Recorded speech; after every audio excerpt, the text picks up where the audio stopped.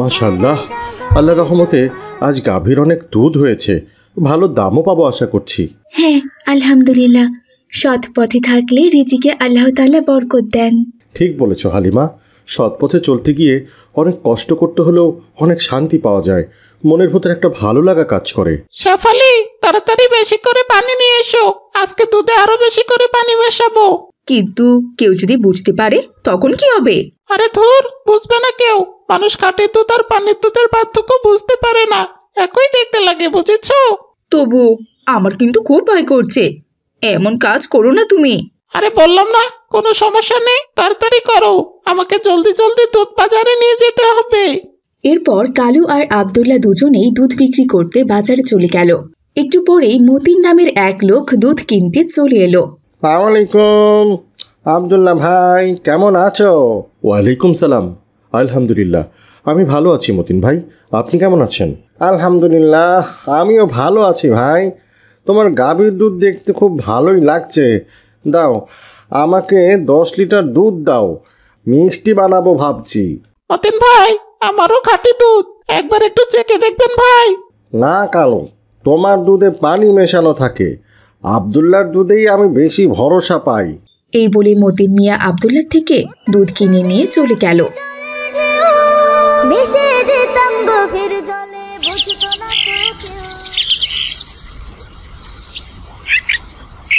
পরদিন কালু চালাকি করে তার দুধের দাম কমিয়ে দিল। কম দামে দুধ পেয়ে সবাই কালুর কাছ থেকে দুধ কিনতে লাগলো। সেদিন আব্দুল্লাহর দুধের বিক্রি অনেকটা কমে যায়। হালিমা, আজ আমাদের দুধের বিক্রি একদম কমে গেছে, মানুষ কম দামে দুধ পেয়ে আমাদের দুধ কিনতেই চাচ্ছে না। দামটা একটু বেশি হয়ে যাচ্ছে কি? আপনিও কি দুধের দাম কমিয়ে দিবেন?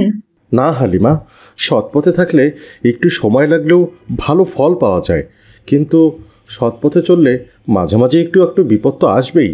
এদিকে কালু তার বউকে বলছে, দেখেছো বউ, তোমাকে বলেছিলাম না দুধে পানি মেশালে কেউ বুঝতে পারবে না। দুধে পানি মিশিয়ে তার ফায়দা কড়াই গন্ডায় হাসিল করছি আমি। পানি মিশিয়ে কম দামে দুধ বিক্রি করছি, মানুষ সেই দুধ লাইন ধরে কিনছে। কিন্তু এটা তো ঠিক কাজ নয়, যদি ধরা পড়ে যায় সেদিন কিন্তু রক্ষে থাকবে না। ভুল বলছো শেফালি, ব্যবসা করতে গেলে একটু চতুর হতেই হয়।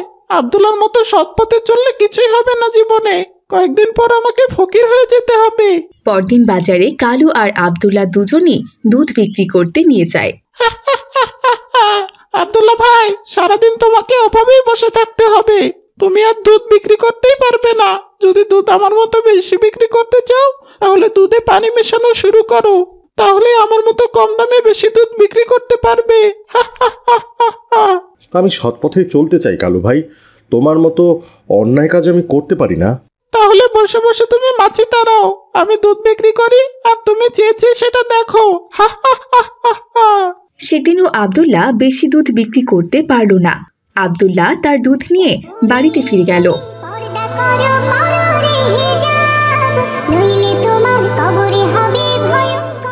কি ব্যাপার, আজকেও আপনি দুধ ফিরিয়ে এনেছেন যে? হ্যাঁ হালিমা, আজকেও দুধ বিক্রি করতে পারিনি, কালু ভাই আজও আমার থেকে বেশি দুধ বিক্রি করেছে। তাহলে কি মানুষ কালু ভাইয়ের ভেজাল দুধ খাওয়া শুরু করলো? আমাদের খাঁটি দুধ তো কেউ খেতেই চাচ্ছে না, আমরাও কি দুধে পানি মেশানো শুরু করব নাকি? না হালিমা, ধৈর্য ধরতে হবে, অসৎ কাজ কোনোভাবেই করা যাবে না, ধৈর্যের ফল আল্লাহ একদিন না একদিন নিশ্চয়ই দেবেন। আচ্ছা ঠিক আছে, তাই যেন হয়।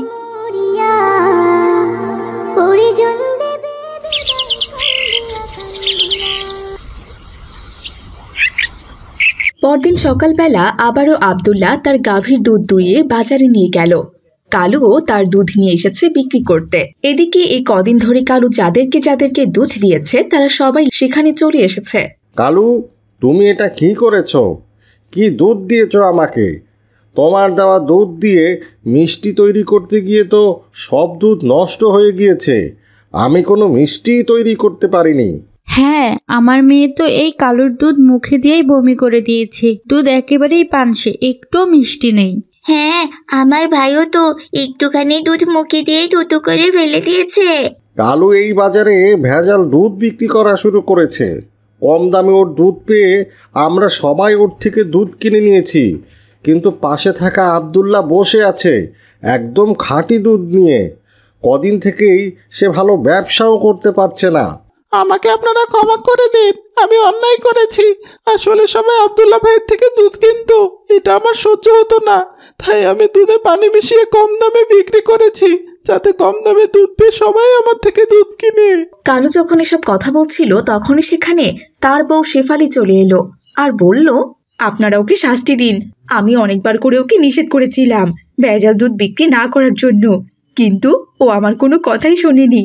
বলেছে ও নাকি ধরাই পড়বে না। কি রে কালু, তুই তো তোর ঘরের বউয়ের কথাই শুনিস না। তুই তো আচ্ছা শয়তানের শয়তান দেখছি।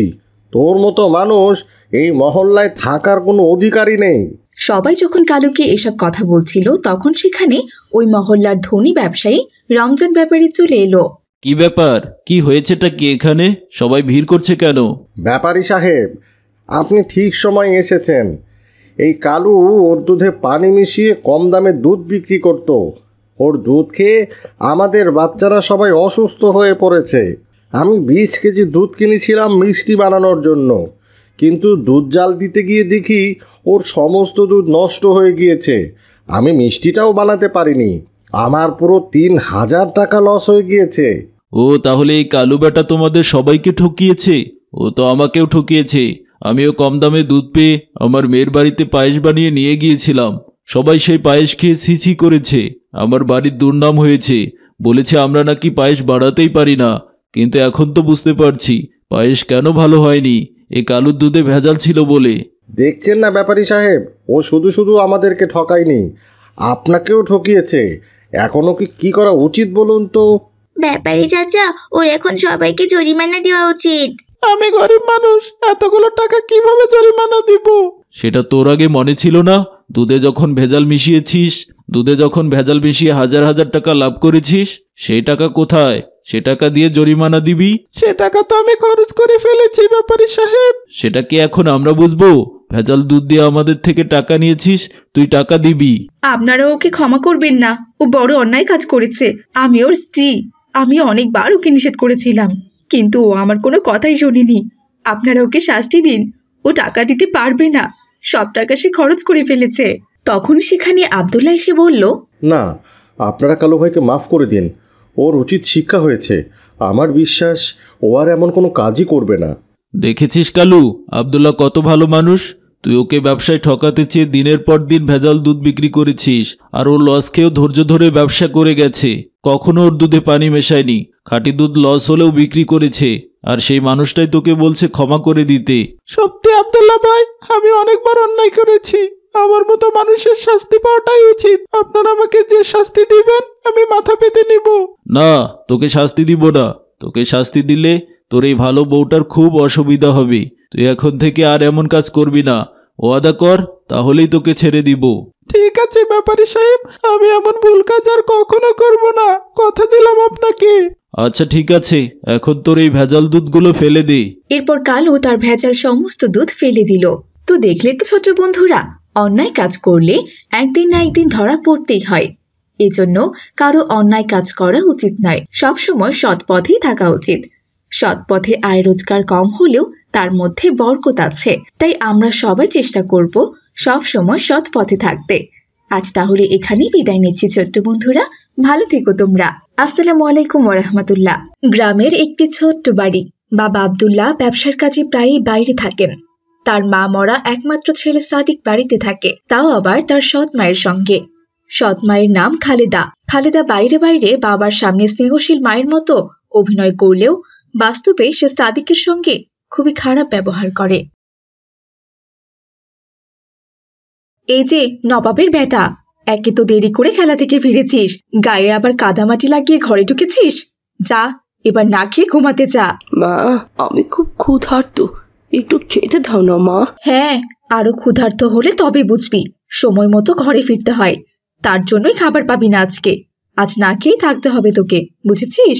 সাদিক চুপচাপ কেঁদে কেঁদে নিজের ঘরে চলে যায়। রাতে খালেদা তার স্বামীকে ফোন করে বলে, খালেদা, আমার ছেলে কেমন আছে? তুমি নিশ্চিন্তে কাজ করো তো, সাদিকের ভালো মন্দ সবকিছু আমি দেখে রাখবো। ওর জন্য তোমাকে অত চিন্তা করতে হবে না। ওকে সময় মতো খাওয়াই, স্কুলে পাঠাই, সবকিছু ঠিক আছে, বুঝেছো তো? আলহামদুলিল্লাহ, তোমাকে পেয়ে আমি খুব ভাগ্যবান খালেদা। মা মরা ছেলেটাকে আমি তোমার হাতে তুলে দিয়েছি, একটু খেয়াল রেখে ওর। আচ্ছা আচ্ছা, ঠিক আছে, অত চিন্তা করো না তো, আমি ওর খুব ভালো করে খেয়াল রাখছি। এবার ফোন রাখো আর মন দিয়ে কাজ করো। এই কথা বলে খালেদা ফোন রেখে দেয়। খালেদার কথা শুনে সাদিকের বাবা মনে অনেকটা শান্তি পায়।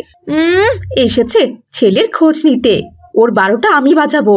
এদিকে সাদিকের অবস্থা দিন দিন আরো খারাপ হতে থাকে। তাকে তার সৎমা ঠিক মতো খেতে দেয় না, কাজের জন্য অনেক মারধর করে, কিন্তু সে এসব কিছু চুপচাপ সহ্য করে।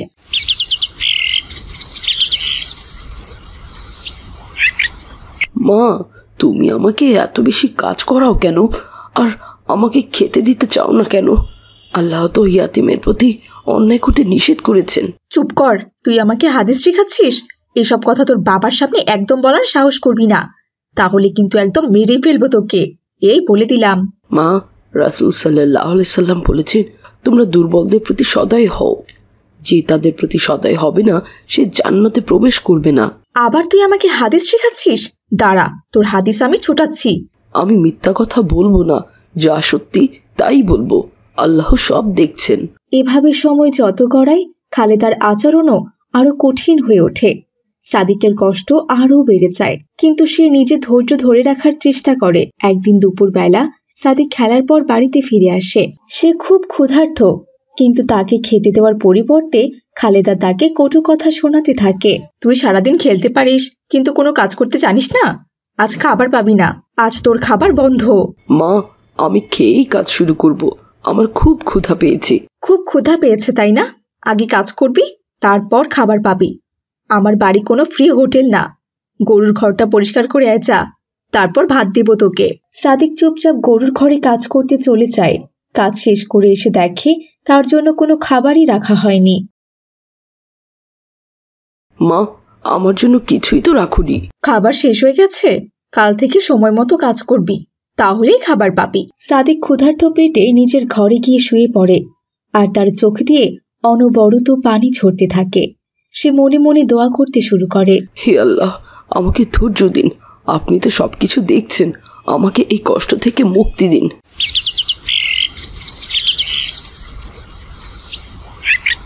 পরদিন সকালে সাদিক তার পুরনো জুতা পরে মাদ্রাসায় যাওয়ার জন্য তৈরি হয়। মাদ্রাসায় যাওয়ার সময় ওর সৎমা ওকে ডেকে কাজ করতে বলে। এই দাঁড়া, এত তাড়াহুড়ো কিসের তোর? যাওয়ার আগে উঠানে কাদাগুলো তো পরিষ্কার করে দিয়ে যা। মা, আমার মাদ্রাসায় দেরি হয়ে যাবে তো, হুজুর রাগ করবেন তো। হুজুরের কথা শুনতে হয়, আর আমার কথা শোনার দরকার নেই, তাই না? ঠিক আছে, তুই মাদ্রাসায় যাবে যা, তবে রাতে কিন্তু খাবার পাবি না। তারপর সে চুপচাপ কাজ করতে শুরু করে। দুপুরে খালেদা ফোন করে সাদিকের বাবাকে বলে, শোনো না, আমি সাদিকের জন্য কত কষ্ট করি, কিন্তু সে আমার কোনো কথাই শোনে না। সারাদিন বাইরে ঘুরে বেড়ায়। আমি তো চিন্তায় চিন্তায় মরে যাচ্ছি। সৎমায়ের এমন কথা শুনে সাদিকের অনেক রাগ হয়। সে তার সৎমাকে কিছু বলতে যাবে, হঠাৎ মাদ্রাসায় শেখা একটি হাদিস তার মনে পড়ে যায়। রাসূলুল্লাহ সাল্লাল্লাহু আলাইহি ওয়াসাল্লাম বলেছেন, যে ধৈর্য ধারণ করে আল্লাহ তাআলা তাকে উত্তম প্রতিদান দেন। আমি ধৈর্য ধরব। আল্লাহ আমাকে একদিন এই পরীক্ষায় উত্তীর্ণ করবেন অবশ্যই।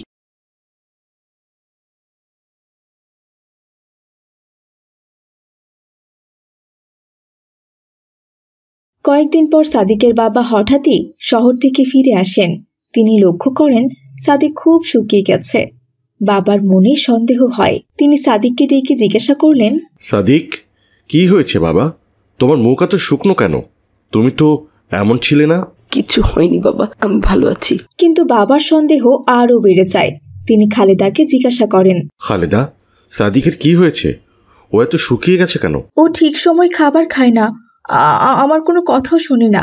আমি তো সবসময় ওকে বলি খাবার খেতে। খালেদার কথা শেষ হতে না হতেই কান্নায় ভেঙে পড়ে। বাবা, মা আমাকে ঠিক মতো খেতে দেন না, আমাকে দিয়ে সারাদিন কাজ করান, আমাকে মেরে ফেলতে চান, মাদ্রাসায়ও যেতে দিতে চান না। কি বলছো সাদিক? খালেদা, এটি কি সত্যি? আমি তোমার সন্তানের জন্য সব করেছি, কিন্তু ও বানিয়ে বানিয়ে মিথ্যে কথা বলছে। তুমি এমন করতে পারলে খালিদা? আমি তোমার মিথ্যে বুঝতে পারছি। রাসূল সাল্লাল্লাহু আলাইহি সাল্লাম বলেছেন, যে ব্যক্তি মানুষের উপর অন্যায় করবে সে কিয়ামতের দিন আল্লাহর কাছে জবাবদিহি করবে। আল্লাহকে ভয় করো, রাসূল সাল্লাল্লাহু আলাইহি ওয়াসাল্লাম বলেছেন, তোমাদের প্রত্যেকেরই দায়িত্বশীল এবং প্রত্যেককে তার দায়িত্ব সম্পর্কে জবাবদিহি করা হবে। বাবা সাদিক, আমি ভুল করেছি, আমাকে ক্ষমা করো বাবা। আমি তোমার সাথে অনেক অন্যায় করেছি। মা, আল্লাহ আমাদের ক্ষমা করতে বলেছেন, তিনিও ক্ষমা করে দেন। আমিও তোমাকে ক্ষমা করলাম মা। এত অত্যাচারের পরেও সাদিকের সহজেই ক্ষমাশীল মনোভাব দেখে খালেদা কেঁদে ফেলে এবং প্রতিজ্ঞা করে আর কখনোই সে এমন আচরণ করবে না। খালেদা, পরিবারের ভালোবাসা থাকলে আল্লাহর রহমত আমাদের উপর বর্ষিত হবে। খালেদাও ধীরে ধীরে ভালো হয়ে যায়।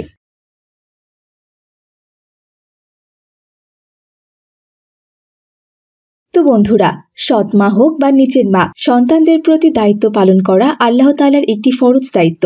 সন্তানদের সঙ্গে ন্যায় বিচার করলে পরিবারের শান্তি প্রতিষ্ঠিত হয়। গ্রামের একটি ছোট্ট বাড়ি। বাবা আব্দুল্লাহ ব্যবসার কাজে প্রায়ই বাইরে থাকেন। তার মা মরা একমাত্র ছেলে সাদিক বাড়িতে থাকে, তাও আবার তার সৎ মায়ের সঙ্গে। সৎ মায়ের নাম খালেদা। খালেদা বাইরে বাইরে বাবার সামনে স্নেহশীল মায়ের মতো অভিনয় করলেও বাস্তবে সে সাদিকের সঙ্গে খুবই খারাপ ব্যবহার করে।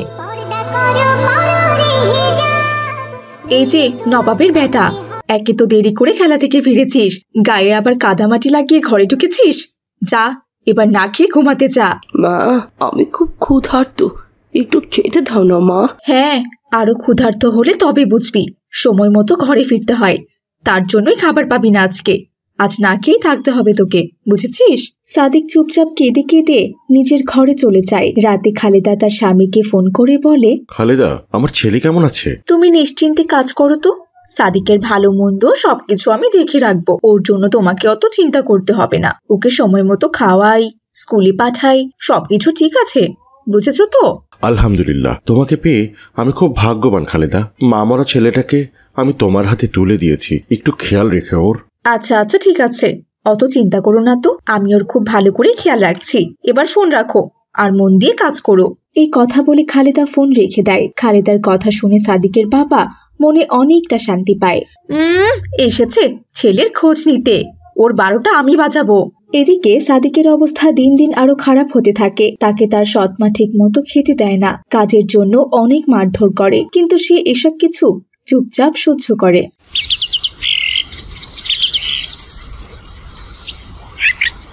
মা, তুমি আমাকে এত বেশি কাজ করাও কেন? আর আমাকে খেতে দিতে চাও না কেন? আল্লাহ তো ইয়াতিমের প্রতি অন্যায় করতে নিষেধ করেছেন। চুপ কর, তুই আমাকে হাদিস শেখাচ্ছিস? এসব কথা তোর বাবার সামনে একদম বলার সাহস করবি না, তাহলে কিন্তু একদম মেরে ফেলবো তোকে, এই বলে দিলাম। মা, রাসূল সাল্লাল্লাহু আলাইহি সাল্লাম বলেছেন, তোমরা দুর্বলদের প্রতি সদয় হও। যে তাদের প্রতি সদয় হবে না, সে জান্নাতে প্রবেশ করবে না। আবার তুই আমাকে হাদিস শেখাচ্ছিস? দাঁড়া, তোর হাদিস আমি ছোটাচ্ছি। আমি মিথ্যা কথা বলবো না, যা সত্যি তাই বলবো। আল্লাহ সব দেখছেন। এভাবে সময় যত গড়ায় খালেদার আচরণও আরো কঠিন হয়ে ওঠে। সাদিকের কষ্ট আরো বেড়ে যায়, কিন্তু সে নিজে ধৈর্য ধরে রাখার চেষ্টা করে। একদিন দুপুরবেলা সাদিক খেলার পর বাড়িতে ফিরে আসে। সে খুব ক্ষুধার্ত, কিন্তু তাকে খেতে দেওয়ার পরিবর্তে খালেদা তাকে কটু কথা শোনাতে থাকে। তুই সারাদিন খেলতে পারিস, কিন্তু কোনো কাজ করতে জানিস না। আজ খাবার পাবি না, আজ তোর খাবার বন্ধ। মা, আমি খেয়েই কাজ শুরু করব। আমার খুব ক্ষুধা পেয়েছে। খুব ক্ষুধা পেয়েছে তাই না? আগে কাজ করবি, তারপর খাবার পাবি। আমার বাড়ি কোনো ফ্রি হোটেল না। গরুর ঘরটা পরিষ্কার করে আয় যা, তারপর ভাত দিব তোকে। সাদিক চুপচাপ গরুর ঘরে কাজ করতে চলে যায়। কাজ শেষ করে এসে দেখে তার জন্য কোনো খাবারই রাখা হয়নি।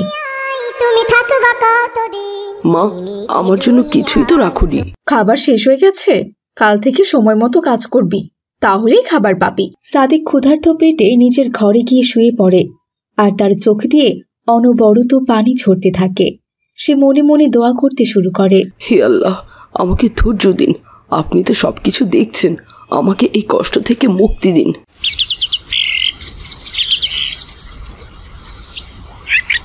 পরদিন সকালে সাদিক তার পুরনো জুতা পরে মাদ্রাসায় যাওয়ার জন্য তৈরি হয়।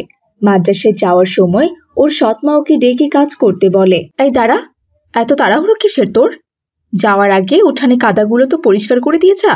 মা, আমার মাদ্রাসায় দেরি হয়ে যাবে তো, হুজুর রাগ করবেন তো। হুজুরের কথা শুনতে হয়, আর আমার কথা শোনার দরকার নেই তাই না? ঠিক আছে, তুই মাদ্রাসায় যাবি যা, তবে রাতে কিন্তু খাবার পাবি না। তারপর সে চুপচাপ কাজ করতে শুরু করে। দুপুরে খালেদা ফোন করে সাদিকের বাবাকে বলে, শোনো না, আমি সাদিকের জন্য কত কষ্ট করি, কিন্তু সে আমার কোনো কথাই শোনে না, সারাদিন বাইরে ঘুরে বেড়ায়। আমি তো চিন্তায় চিন্তায় মরে যাচ্ছি। সৎমায়ের এমন কথা শুনে সাদিকের অনেক রাগ হয়। সে তার সৎমাকে কিছু বলতে যাবে, হঠাৎ মাদ্রাসায় শেখা একটি হাদিস তার মনে পড়ে যায়। রাসূলুল্লাহ সাল্লাল্লাহু আলাইহি ওয়াসাল্লাম বলেছেন, যে ধৈর্য ধারণ করে আল্লাহ তাআলা তাকে উত্তম প্রতিদান দেন। আমি ধৈর্য ধরবো, আল্লাহ আমাকে একদিন এই পরীক্ষায় উত্তীর্ণ করবেন অবশ্যই।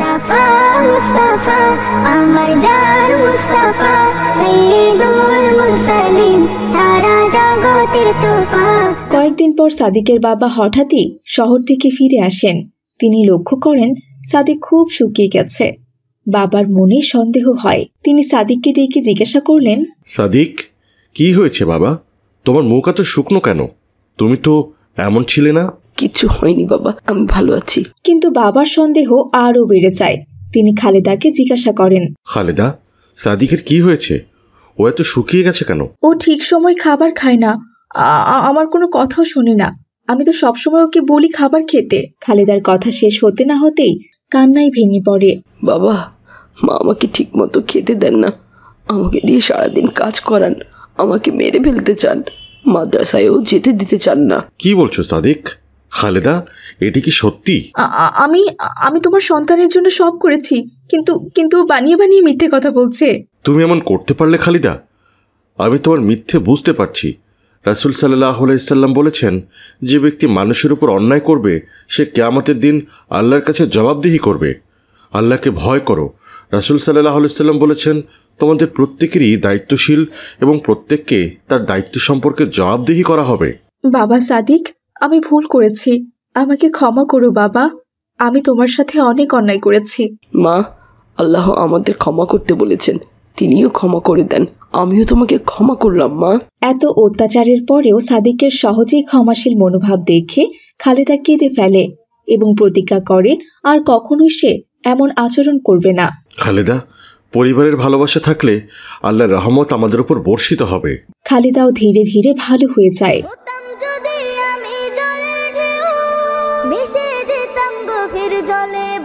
তো বন্ধুরা, সৎ মা হোক বা নিচের মা, সন্তানদের প্রতি দায়িত্ব পালন করা আল্লাহ তাআলার একটি ফরজ দায়িত্ব। সন্তানদের সঙ্গে ন্যায় বিচার করলে পরিবারের শান্তি প্রতিষ্ঠিত হয়। রসুলপুর স্কুলে 2য় শ্রেণীর বাচ্চারা ক্লাস শেষে আড্ডা দিচ্ছে।